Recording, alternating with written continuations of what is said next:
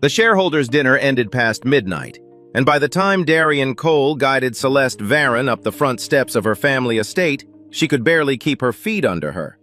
She was all silk and expensive perfume and dead weight against his shoulder, her fingers clutching his sleeve like she was afraid the ground might disappear. He'd driven drunk passengers before. He hadn't expected to feel anything. Then she murmured it soft, half-swallowed, the way people say names in their sleep. "Marin, where are you?" Darian's jaw tightened. He said nothing. He reached the front door and pressed the bell. Behind him, Celeste swayed, still whispering that name, the same name he hadn't been able to say out loud since the funeral. The name carved into a headstone he visited every Sunday with a 6-year-old girl who asked too many questions. The door opened, and the world stopped. The woman standing in the light was the same woman from the photograph, the black and white photograph his dying wife had pressed to her chest and begged him to find someday. And Celeste Varon looked straight at her and whispered, "Mom." If you want more stories about the connections we almost miss and the love that finds us anyway, subscribe now. New stories every week, and this one is just getting started. Darian Cole was not a man who asked for much. A steady job, enough time in the evenings to help Nia with her homework, enough quiet on the weekends to visit Marin's grave without breaking down in front of their daughter. That was the life he had built after the funeral, small, deliberate, survivable. He had not always lived small. For nearly a decade, Darian had worked in financial investigations, untangling fraud cases and tracing money through layers of shell companies and offshore accounts. He was good at it, but when Marin's diagnosis came, and then the treatments, and then the slow, terrible arithmetic of terminal illness, the career stopped mattering. After she died, he couldn't go back to that world. Too much of it reminded him of things he couldn't fix. So he took the driving job with Varon Global. Clean hours, predictable routes, and the freedom to be home before Nia finished school. Nia was 6. She had her mother's eyes and her father's stubborn chin, and she still sometimes set 2 cups on the breakfast table out of habit. Darian never corrected her. He just quietly put one back. Marin Cole had been the kind of woman who made every room feel steadier. Gentle without being soft. Smart without needing to prove it.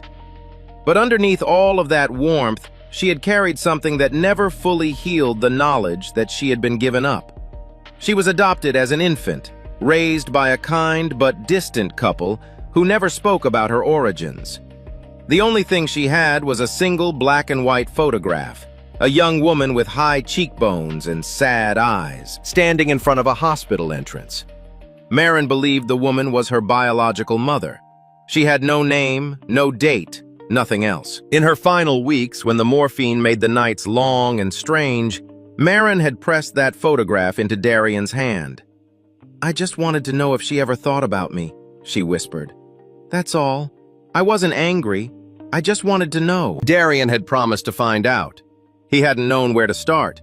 And then there was Nia to raise and grief to survive, and a world that kept moving even when he didn't want it to. Celeste Varon had never been easy to read. At 34, she ran Varon Global with the kind of precision that made board members nervous and competitors cautious. The press called her cold. Her staff called her exacting. Neither description was wrong, but neither was complete. What very few people knew was that Celeste had spent years quietly searching for someone. She had been a child the first time she heard her mother, Lenora Varon, crying behind a closed door, not the composed grief of a woman managing loss, but something raw, something desperate. And through the door she had heard a name, Marin. Celeste had asked about it once carefully when she was 12. Lenora's face had gone still in a way that told her the answer was real and painful, and not allowed. Her stepfather, Blaine Merrick, had cut in smoothly, "Your mother is emotional sometimes. Don't encourage it." That was the first and last time anyone in the household acknowledged the name out loud. But Celeste had not forgotten. Over the years, she hired investigators. She wrote letters to adoption agencies. She pulled old hospital records and dug through archived family documents, following every thread she could find. Each one went cold before it led anywhere. She didn't understand why. She only knew that somewhere out there a woman named Marin existed, and that her mother had never stopped grieving her. She had never stopped looking either. The shareholders' dinner had been a performance from start to finish.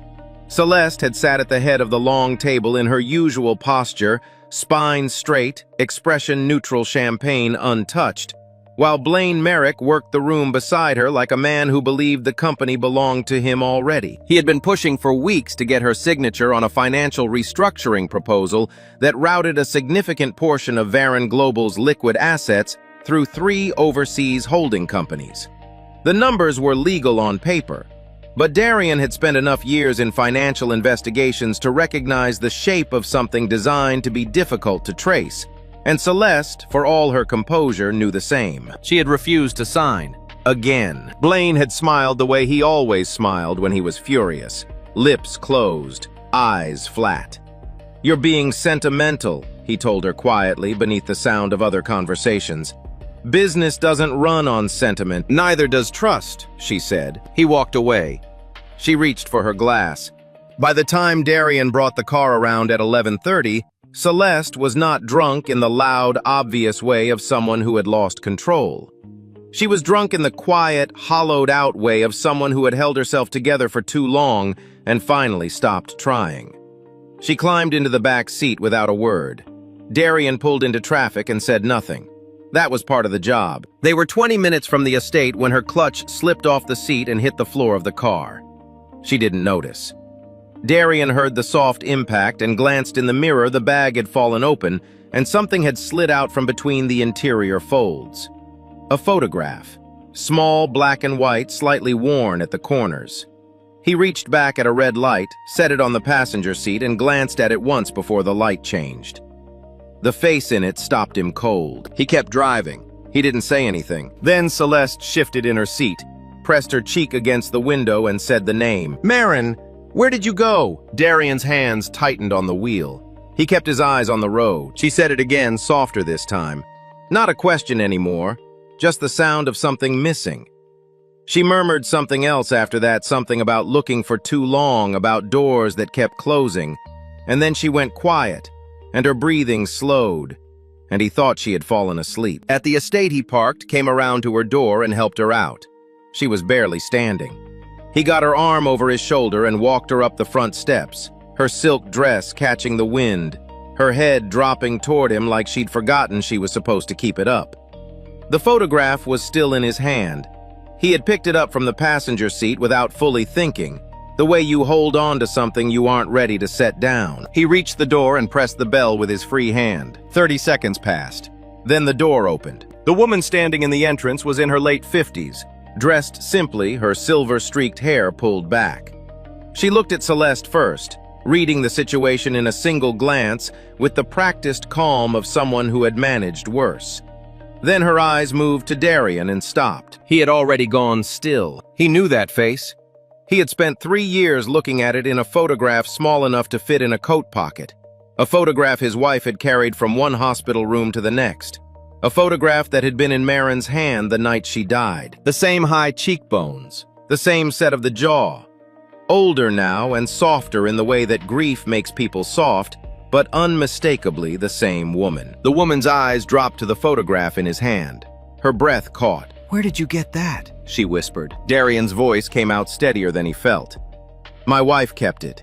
She carried it until the day she died." Celeste stirred against his shoulder, barely conscious, and murmured the name one more time. "Mom." The woman in the doorway, Lenora Varon, pressed her hand to her mouth. Her eyes filled, and the night cracked open. Darian got Celeste inside and onto the sitting room couch without much help from Lenora, who stood in the hallway for a long moment before she could make herself move. He found a blanket draped over the armchair and laid it across Celeste's shoulders.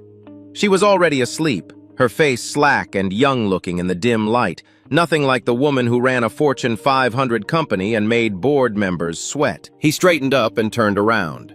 Lenora was standing in the doorway of the sitting room, watching him with the careful stillness of someone trying to decide how much danger they were in. "You should sit down," he said quietly. "I should ask you to leave," she replied. "You should," he agreed, "but you're not going to." She looked at him for another moment. Then she walked to the armchair across from Celeste and sat. Darian stayed where he was, near the door, giving her space. He set the photograph down on the side table between them, face up. Lenora's eyes went to it immediately and stayed there. Her name was Maren Cole, he said. Before that, Maren Fields. She was adopted as an infant. She never knew anything about where she came from or who her biological mother was. She had one photograph. That one. He paused. She passed away 14 months ago. Ovarian cancer. She was 31 years old. The room was very quiet. Lenora closed her eyes. When she opened them, they were wet. She was 31, she repeated, as if she needed to hear it in her own voice to make it real. Yes. And she never. Lenora stopped. Tried again. She didn't know. No. She didn't know anything except that someone had given her up and that she had this photograph and that she wanted not answers exactly. She just wanted to know if she had been remembered. He kept his voice level. It cost him something to do it. I promised her I would find out. I didn't know how. I didn't know where to start. And then tonight your daughter said her name in the back of my car and I drove up to this door and you opened it. Lenora pressed her fingers against her mouth for a moment. Then she lowered her hand and straightened her spine the way people do when they have been carrying something for so long that setting it down feels more frightening than continuing to carry it. I was 19, she said. Her father was someone the Varon family didn't approve of. When they found out I was pregnant, there was no discussion. There was a decision.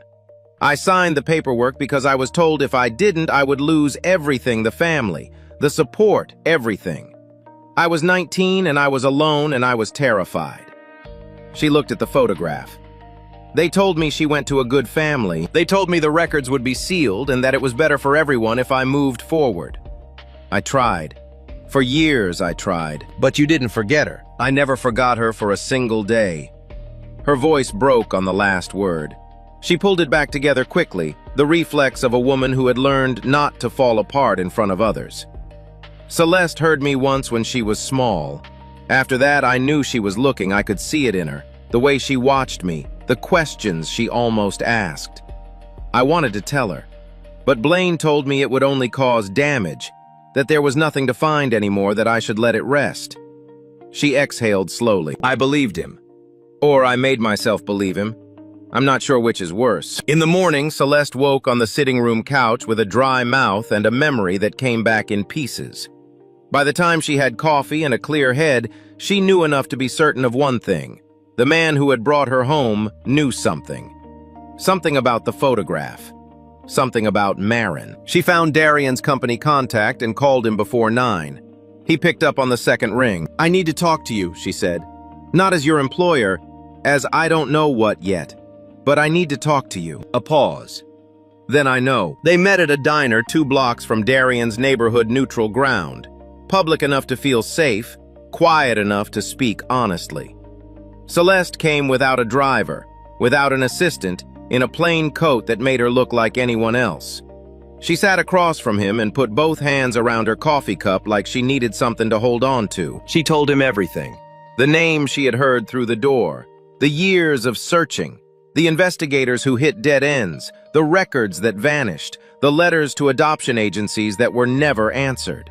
She told him about the files she had kept hidden from Blaine, photographs, notes, names of hospitals, pages from journals she had written as a teenager trying to piece together a mystery no one would help her solve. When she finished, Darian was quiet for a moment. Then he said, "The woman you were looking for was my wife." Celeste went very still. Her name was Maren. She spent her whole life trying to find your mother. She never made it. He looked at his coffee. She didn't die knowing she was forgotten. She died without knowing that she had been carried in someone's heart every single day. Celeste's eyes filled. She didn't look away, and she didn't apologize for it. I didn't stop looking because I didn't care, she said. I want you to know that. I know, he said. And he meant it not as forgiveness, not yet, but as the beginning of something more honest than blame. He made a decision then, sitting in that diner with weak morning light coming through the window, and a woman across from him who had spent years searching for his dead wife. He reached into his jacket and set a small wooden box on the table between them. Maren kept things he said. Letters she wrote but never sent. Notes from every search she ran. A journal. He slid the box toward her. "I think you should see it." Celeste looked at the box for a long moment. Then she reached out and opened it slowly, the way you open something you have been looking for your whole life and are suddenly afraid to find. The meeting happened 3 days later in Darian's kitchen. Not a conference room, not a lawyer's office, not the kind of place where people brought agendas and prepared statements. Just a kitchen, small and warm with mismatched chairs and a window above the sink that let in the afternoon light. Nia was at the table with a box of colored pencils and a drawing she was very serious about, and she looked up when the two women came in, assessed them with the frank curiosity of a 6-year-old, and went back to her drawing. Lenora stopped just inside the doorway and looked at the child for a long moment before she could look away. Darian set coffee on the table and took a chair across from them. He had not slept well in 3 days. He wasn't sure it showed, and he wasn't sure it mattered. Lenora spoke first. She had clearly decided sometime between the night at the door and now that she was done letting other people carry her story for her. She folded her hands on the table and told it plainly. She had been 19. The man she loved was not acceptable to the Varon family. Not the right background, not the right name, not the right anything. When the pregnancy became impossible to hide, the family had moved quickly. A private arrangement, a sealed file, a signature on paperwork that she had been told was standard, that she had been too young and too frightened to read carefully enough. She was told her daughter had been placed with a stable family. She was told the child would have a good life. She was told that love, in this case, meant letting go. She had married Blaine Merrick 4 years later. He was older, steady, connected everything the family wanted. She had tried to build a life inside the one that had been chosen for her. She had Celeste. She told herself it was enough. It was never enough. Every year on the date I signed those papers, Lenora said I wrote her a letter. I never sent them. I didn't know where to send them. I needed her to exist somewhere I could reach. She paused. Blaine found the letters once. He didn't say anything about it directly, he just made it very clear that looking backward was a choice with consequences. Celeste had heard parts of this before. Fragments, implications, the emotional outline of a story her mother had never spoken in full. Hearing it whole was different. She sat with her hands in her lap and her jaw set, and Darian could see her working to stay steady. I looked for 12 years, Celeste said. I hired 3 different investigators. 2 of them came back with nothing. The third one called me and said he had a lead and adoption record from a hospital in Ohio, and then 2 days later he called back and said the file had been reclassified and he couldn't access it. She looked at her mother. That doesn't happen by accident. Lenora said nothing, but her expression said she already knew. Darian had been listening without speaking. He did that in the moments when he was working something out, let the other people in the room finish laying down what they knew before he added anything.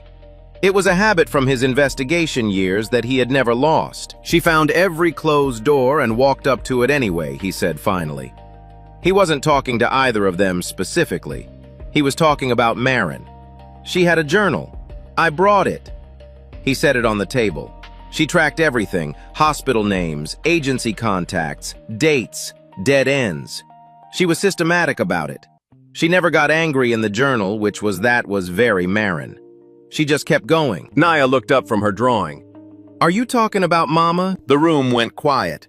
Yes, baby, Darian said. We're talking about Mama. Nia nodded seriously and looked at Lenora with the direct, uncomplicated gaze of a child who had not yet learned to make things complicated. Mama has a picture of you, she said, on Daddy's dresser. Lenora pressed her hand flat against the table to keep herself grounded.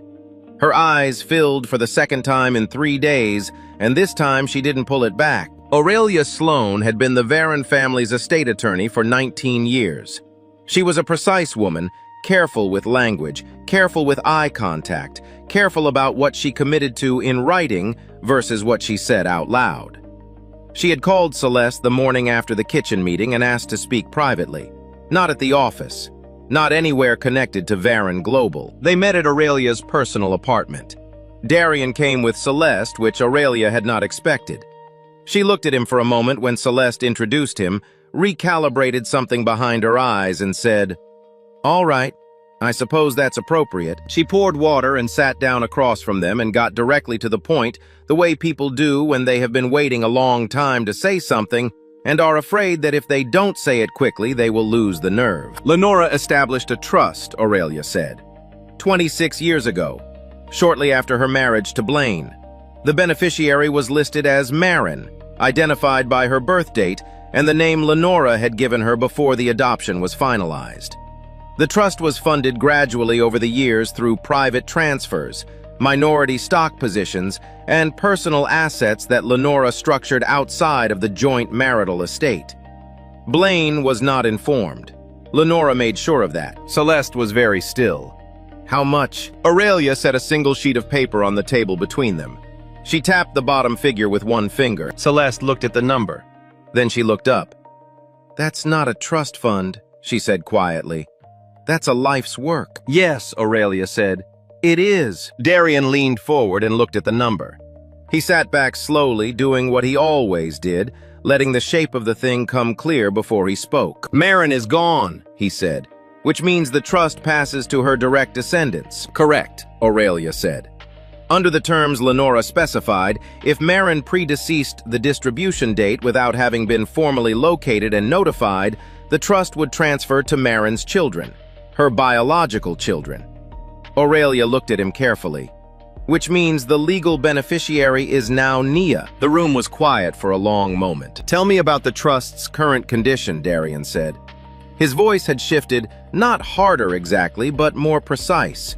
The investigator's voice.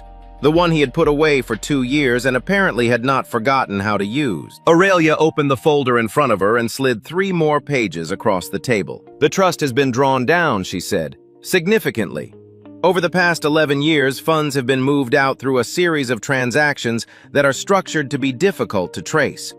Shell companies, transfers routed through 2 offshore accounts, quarterly withdrawals small enough individually to avoid triggering automatic review flags, but consistent enough over time to represent a substantial reduction in the trust's original value. Darian went through the pages methodically. He didn't need long. He had spent years reading documents exactly like these, and the pattern was familiar, almost textbook, in the way that people who are not as clever as they believe tend to use the same methods. Blaine Celeste said. It was not a question. The transactions trace back to a holding company registered in Delaware, Aurelia said carefully. The registered agent for that company is a name I recognize from Blaine's personal legal history. Celeste stood up and walked to the window. She stood with her back to them for a moment, looking out at nothing in particular. Darian kept his eyes on the documents. He knew about the trust. At some point, yes. I don't know when he found it or how, but the withdrawals begin approximately 2 years after Lenora established it. Aurelia paused. And the records show that the first investigator Celeste hired 12 years ago filed a preliminary report identifying a matching adoption record in Ohio. That report was never followed up because the investigator's contract was terminated. She looked at Celeste's back. The termination order came from Blaine's personal legal office. Not from Celeste, not from Lenora. Celeste turned around. Her face was composed in the careful way of someone managing something enormous. He didn't just steal the money, she said. No, Darian said. He set the documents down. He stole the time. Every year he kept Marin from being found was another year he could keep pulling from that trust without anyone asking questions. If Marin had been located, the trust would have been activated. The withdrawals would have been discovered. He paused. Marin spent her whole life looking for a door that someone had locked from the other side. Celeste looked at him. For the first time since they had met, something behind her composure gave way, not into tears, but into something rawer than that. Something that had been waiting a long time to be said out loud. She never got to know any of this, Celeste said. No, Darian said. She didn't. The silence that followed was not comfortable and was not meant to be. Blaine Merrick moved fast. That was the thing about him. He had always been faster than people expected because he had always been watching for the moment when the ground shifted, and he had spent decades making sure he was never caught standing still when it did. Within 48 hours of Celeste's meeting with Aurelia, the counteroffensive had begun. The first move was the narrative. A story appeared in a financial news outlet sourced anonymously attributed to people close to the Varon Global Board, describing concerns about Celeste's recent behavior. The language was careful and clinical. Erratic decision-making compromised judgment. Personal entanglements affecting executive function. There was a photograph taken outside Darian's house, slightly grainy, showing Lenora standing on the front steps with Nia beside her, the child holding Lenora's hand. The caption described it as evidence of a coordinated approach by an outside party to gain access to Varon family assets through a minor child. Darian saw it at 6 in the morning on his phone, standing in his kitchen while the coffee brewed. He read it twice. Then he set the phone face down on the counter and stood very still for a moment before he heard Nia's feet on the stairs. She came in rubbing her eyes, hair loose, wearing the pajamas with the small stars on them that she refused to give up even though they were getting too short at the ankles. She climbed into her chair, pulled her knees up and looked at him. Why do people keep driving past our house Slowly, she asked. I saw one from my window yesterday. Some people are nosy, he said. You want eggs? Yes, please. She watched him go to the refrigerator. Are we in trouble? No. And then, because she deserved better than a clean answer, some people are trying to make things complicated. I'm working on it. She considered this with the seriousness she brought to most things. Okay, she said. And then, is it about Mama? Darian cracked 2 eggs into the pan and kept his back to her for a moment. In a way, he said, but it's going to be okay. He was not entirely certain that was true, but he meant to make it true. The second move was professional. By mid-morning, Darian received a formal termination notice from Varon Global's HR department. The grounds listed were a violation of the employee conduct policy, specifically a clause prohibiting personal relationships with executive-level staff and their immediate family members. He read it at the kitchen table after Nia left for school. He folded it once and put it in the wooden box next to Marin's journal. The third move was the one that cost Celeste the most. Blaine called an emergency session of the board and presented a motion to place Celeste on a temporary administrative leave pending a review of her fitness to lead. He framed it as concern. He used words like well-being and stability and the long-term health of the company. 3 board members who owed Blaine favors voted with him immediately. 2 others abstained. The motion passed with enough support to be binding for 30 days. Celeste called Darian from the parking garage below Varon Global's headquarters, her voice flat and controlled in the way that meant she was holding something very large, very tightly. He got the board, she said. I know. I saw the filing. He's going to use the 30 days to bury the financial records. He has people inside the accounting department, if he gets enough time. He won't, Darian said. A pause. You sound very certain for someone who just got fired. I've been reading his documents for 4 days, Darian said. He made the same mistakes people always make. He was careful at the beginning and sloppy in the middle when he thought he was safe. There's enough there. I just need to organize it in a way that a board of directors can't dismiss in 30 seconds. Another pause. Then, why are you still doing this? He fired you. You could walk away. Darian looked at the wooden box on the table. At Marin's journal, at the photograph she had carried for 31 years without ever knowing the woman's name, at the letters she had written to a mother she never found. Because Marin spent her whole life being somebody's loose end, he said. I'm not going to let that be how it ends. Celeste was quiet for a moment. When she spoke again, her voice had lost some of its flatness. There's something I need to show you. Tonight, if you can. That evening, Celeste arrived at Darian's house carrying a canvas bag and wearing the expression of someone who had made a decision they were not going to unmake. She sat at the kitchen table and opened the bag. Inside were folders, 12 years of them, photographs and letters and handwritten notes on hotel stationery on the backs of business card envelopes on pages torn from the kind of small notebooks you buy at airport gift shops. Investigator reports, agency response letters, most of them form rejections. A hospital name circled in red ink from 11 years ago with a question mark beside it. A journal, not Marin's but Celeste's own from when she was 17, filled with careful, earnest entries about a sister she had never met. Darian went through it slowly, page by page. He did not rush. When he looked up, Celeste was watching him with her hands flat on the table. "Every dead end I hit," she said. "It wasn't because I gave up. I want you to understand that." He looked at her for a moment. Then he looked back at the journal, the 17-year-old handwriting looping and determined, asking questions about a girl named Marin with the same systematic persistence he recognized from the woman sitting across from him now. Something shifted in the way he was holding all of this. Not forgiveness that wasn't his to give. Marin's forgiveness was Marin's, and she was gone, and he could not speak for her. But something else. A recognition of who Celeste actually was underneath the CEO and the cold composure and the family name she had never entirely chosen. She was a woman who had spent 12 years looking for his wife.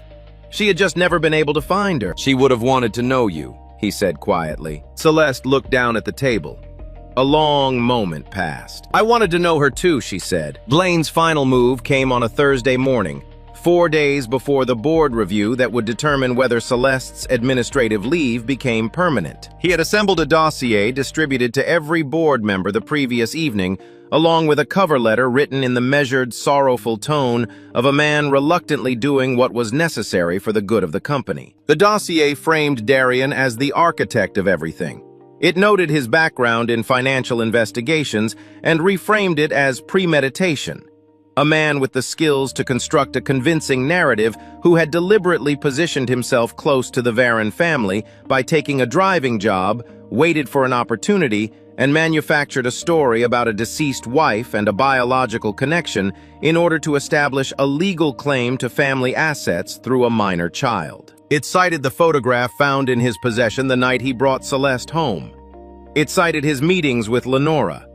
It cited the fact that he had accessed trust documentation through Aurelia, whom it described as having a compromised professional relationship with Celeste. Every fact was accurate. Every conclusion was a lie. And Darian knew from his years in investigations that there was almost nothing more dangerous than accurate facts arranged to support a false conclusion because the facts were verifiable and the conclusion felt earned. He read the dossier at his kitchen table while Nia ate breakfast across from him, drawing a horse on the back of a paper bag with a green crayon. When he finished, he folded it and set it next to his coffee cup, Nia said. She had started mixing languages lately, picking it up from a girl in her class. "Why does that paper make your face like that?" Like what? She scrunched her own face into a careful impression of controlled unhappiness. He almost smiled. "Some people wrote some things that aren't true. I'm thinking about how to fix it." She nodded, then, "Why did they write things that aren't true?" "Because the truth is bad for them." She thought about this. "That's not very nice." "No," he said. "It isn't." She went back to her horse. Then the front gate camera pinged on his phone. A news van had parked across the street. By mid-morning, there were 3 vehicles outside. A photographer got a shot of Darian walking Nia to the corner to meet her school carpool, and it appeared online within the hour under a headline that described him as the central figure in an escalating dispute over the Varon family estate. Nia's face was blurred in the photograph, which was the only mercy in it. Celeste called him the moment she saw it. "I'm sorry. I didn't think he would go after Nia directly." "He didn't go after her directly," Darian said. "He went after the image. He wants a picture of a black man with a little girl standing outside a billionaire's front door. That's the story he's selling." He paused. "It's working." 2 board members who had previously been undecided had sent word through their assistants that they were now leaning toward making the administrative leave permanent. One had cited the media coverage as evidence that the situation had become a distraction from core business priorities. Lenora called next. Her voice was quieter than usual, stripped of the careful composure she normally maintained. Blaine had come to her that morning and made it clear that if she continued to involve herself with Darian and Nia, he would ensure that the circumstances of Marin's birth became public in a way designed to cause maximum damage. "He wants me to say it was all a misunderstanding," Lenora told Darian, "that I don't recognize the photograph, that I've never seen it before." A long silence. "What did you tell him?" Darian asked. "I told him I needed time to think." Her voice broke slightly on the last word. "I'm sorry, I know that's not—" "It's all right," Darian said, "but it wasn't." And they both knew it. That evening, Darian sat at the kitchen table after Nia was in bed. The house was quiet. The wooden box was open in front of him, Marin's journal, her letters, the photograph. He sat with all of it spread out under the kitchen light and thought about the promise he had made at the side of a hospital bed 14 months ago. She hadn't asked him to fight anyone. She hadn't asked him to fix anything. She had just wanted to know if she had been remembered. He knew the answer now. She had been remembered every day by two women who had spent decades being prevented from saying so. And he could walk away, protect Nia from the cameras and the headlines, let Blaine bury the records, let the dossier stand unchallenged, let Marin remain what Blaine had always needed her to be, a name that didn't exist. Or he could walk into that boardroom and make sure she did. He closed the journal. He stacked the documents. He went to his desk and opened his laptop and began to work. By 3 in the morning, he had what he needed. The Varon Global boardroom occupied the entire northeast corner of the 42nd floor, with floor-to-ceiling windows that looked out over the city in a way that was clearly designed to remind everyone inside it how far up they were. The table was long and dark and expensive. The chairs were leather. Everything about the room communicated that decisions made here carried weight, and that weight belonged to the people who had always held it. Blaine had arrived early. He was already seated at the far end of the table when Darian walked in alongside Celeste and Aurelia. Aurelia carrying the full documentation file, her expression giving nothing away, her presence signaling to the room that this was not a confrontation built on emotion alone. Blaine looked at Darian with the particular expression of a man who had won so many times that losing had stopped feeling like a real possibility. A slight smile, a small adjustment of his cufflinks, the performative calm of someone who had arranged the room in advance and was waiting for the other side to realize it. 6 board members were present. 2 had been with Varon Global since Celeste's father founded it. The others had come in during Blaine's tenure, which told Darian something about the composition of loyalties in the room before anyone had said a word. Blaine opened without pleasantries. He summarized the dossier efficiently, hitting the key points with the confidence of someone who had rehearsed Darian's background, the photograph, the meetings with Lenora, the access to trust documentation. He used the word manipulation 3 times in 4 minutes. He used the phrase best interests of the company twice. He did not look at Celeste directly, which Darian noted. When Blaine finished, one of the board members, a man named Garrett, who had been with the company from the beginning and whose expression throughout Blaine's presentation had been carefully unreadable, turned to Celeste and said simply, "Your response." Celeste stood. She did not open a folder. She did not pull up a presentation. She reached into the leather portfolio in front of her and took out a single photograph, black and white, slightly worn at the corners, and placed it flat on the table where everyone could see it. Her name was Marin, Celeste said. She was 31 years old when she died. She was a wife and a mother and a daughter, and she spent her entire life trying to find out where she came from, and she never got the answer she was looking for. She is not a liability. She is not a distraction.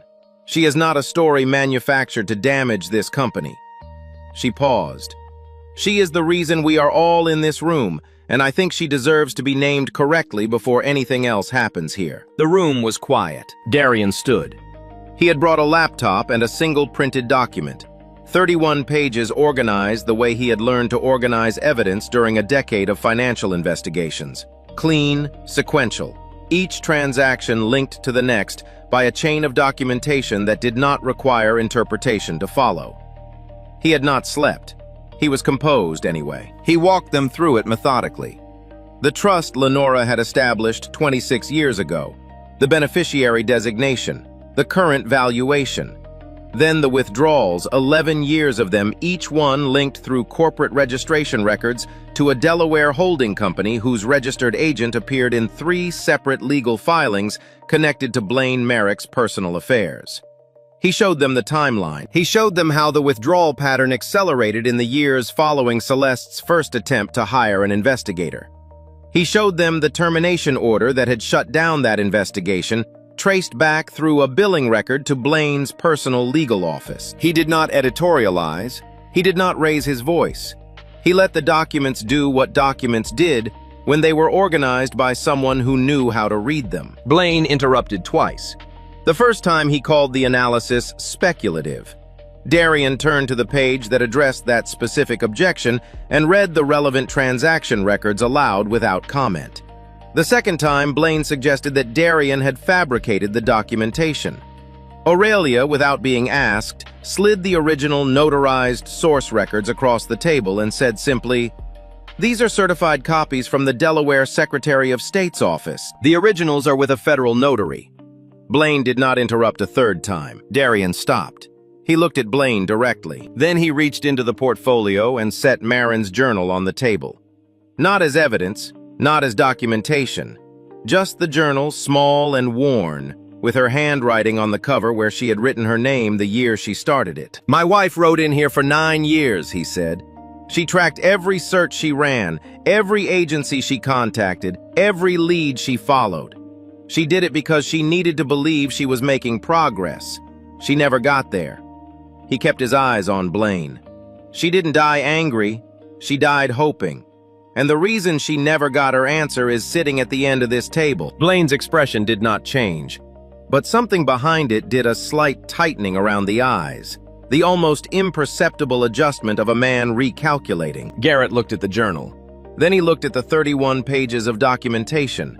Then he looked at Blaine. "I think Garrett said carefully that we should take a short recess." The recess lasted 40 minutes.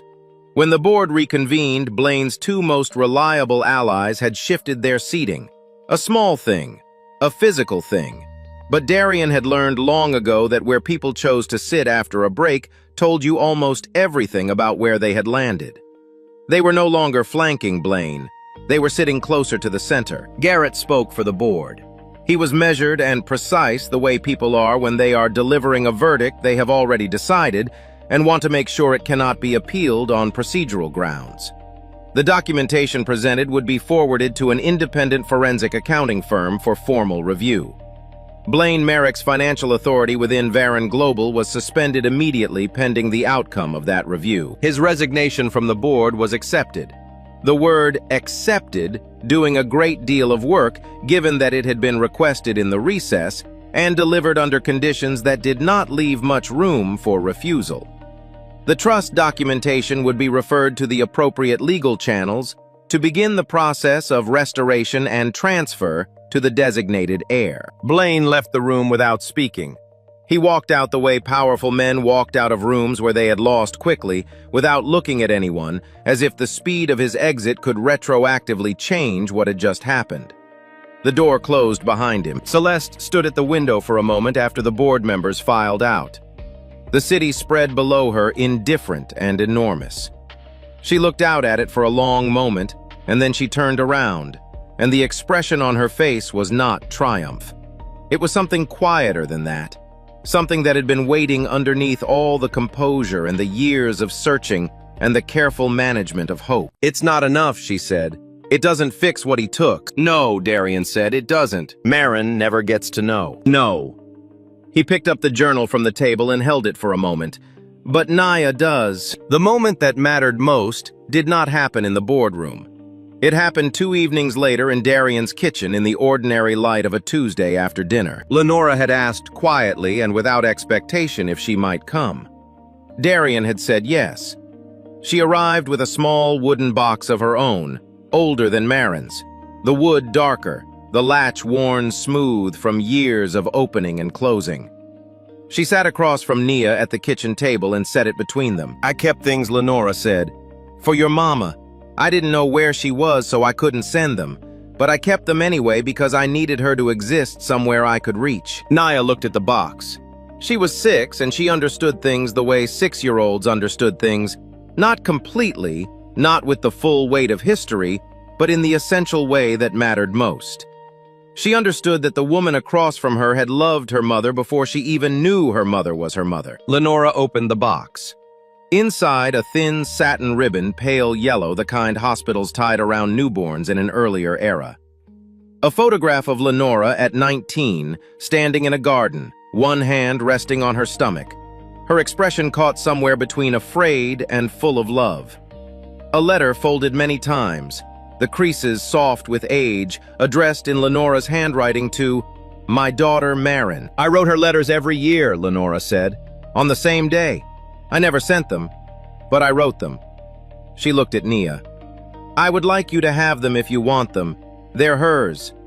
And you're hers. Nia reached out and touched the yellow ribbon carefully with one finger, the way she touched things she understood to be important. Can I read them? She asked. When you're ready, Lenora said. There's no hurry. Nia looked up at her. A long, frank, 6-year-old assessment. Then she said, Are you going to be my grandma? Lenora's breath caught. She looked at Darian standing in the kitchen doorway with his arms folded and his eyes too bright. He gave her nothing, no permission, no refusal. Just watching. She looked back at Nia. I would like to learn how, she said carefully. If you'll let me. Nia seemed to find this acceptable. She picked up the yellow ribbon and held it. Then she leaned forward and pulled the box toward her to look at the rest of what was inside. Darian watched from the doorway. He watched Lenora explain each item in the box, her voice low and steady, and Nia listened with the serious attention she gave to things that felt important. He watched Celeste, who had come quietly and was sitting at the far end of the table, not intruding, just present, the way you were present at something you had waited a long time to witness. He thought about Marin. He thought about what she had asked for in her final weeks. Not justice, not money, not a name or an explanation. Just the knowledge that she had not been forgotten. He had the answer now. He wished he could give it to her directly. He couldn't. But he could give it to Nia, and Nia was hers, and that was the closest thing to the same. Several months passed. The forensic accounting firm confirmed everything. Blaine's case was referred to federal investigators. The trust restoration process moved through the legal system with the slow certainty of something that could not be stopped now that it had started. Darian did not go back to driving. He opened a small consulting practice 2 rooms above a dry cleaner 3 blocks from the house. A website Nia had strong opinions about. A caseload built mostly from referrals. Families who had been defrauded. Estates mismanaged by people trusted to protect them. People who had been handed a closed door and needed someone who knew how to read what was behind it. He was home by 4 most days. He was at the school gate on Fridays. Celeste changed in the way that people changed when they finally stopped waiting for something, not all at once, and not into someone unrecognizable, but in the gradual way of a person who had been braced against an absence for so long that learning to stand without bracing took time. She still ran Varon Global. She was still precise, still demanding, still the kind of leader who made her staff sharper simply by being in the room. But she called Darian on Sunday evenings sometimes, and she came to Nia's birthday, and she brought things when she came, not expensive things, just things she had thought of. Things connected to small facts she had filed away from their conversations. She was learning to be someone's aunt. She had never had the chance to practice before. Lenora came on Saturdays. She learned the particular geography of Nia's likes and dislikes, the books she preferred, the foods she rejected on principle, the specific way she wanted her hair braided. They sat together on the porch sometimes, the 2 of them, while Darian made dinner inside and the neighborhood settled into the particular quiet of a Saturday evening. It was not the family any of them had planned for. It had come through loss and delay and a locked door that had taken 30 years to open. It was built on a name that should have been spoken decades earlier, on the grief of people who had been told to move on and hadn't, and on a little girl who asked her father if her mother would have been happy. That question came on an early autumn evening, the light going gold through the kitchen window, Lenora and Celeste both at the table, while Nia arranged 3 photographs on the surface in front of her. She took her time with it, adjusting their positions with the careful deliberateness of someone doing something that mattered. The old photograph of Lenora as a young woman.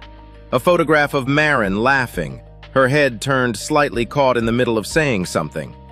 A new one, printed that week of Nia and Celeste at the park. Celeste's arm around her shoulders, and both of them squinting into the sun. Nia looked at the 3 photographs for a moment. Then she looked up at Darian. If Mama was here, she said, would she be happy? Darian looked at the table, at the 3 generations laid out in front of his daughter, the grandmother who had spent 30 years keeping a box of unmailed letters, the aunt who had spent 12 years following dead ends through a door that someone kept closing, and the photograph of the woman who had carried a single black and white image to her last breath, hoping for an answer she never received. Yes, he said. Because she would finally know that someone was always looking for her. Celeste looked down at the table. Her jaw tightened in the way it did when she was holding something carefully. She had spent 12 years looking. She had been too late. She had told herself in the hard months after she found out that too late was the only thing she was. But Nia reached across the table and took her hand without looking up from the photographs, the easy, unthinking gesture of a child who had already decided where you belonged. And Celeste understood for the first time that love does not always arrive in time to save the thing it was meant for. Sometimes it arrives just late enough to find what is left. Sometimes what is left is a little girl with her mother's eyes, holding your hand at a kitchen table in the early autumn light. Sometimes that is enough to build something new from. There's a kind of grief nobody talks about, the grief of almost. Almost found. Almost in time. Almost enough. Marin never got her answer. But she was never not for a single day the thing they tried to make her a secret.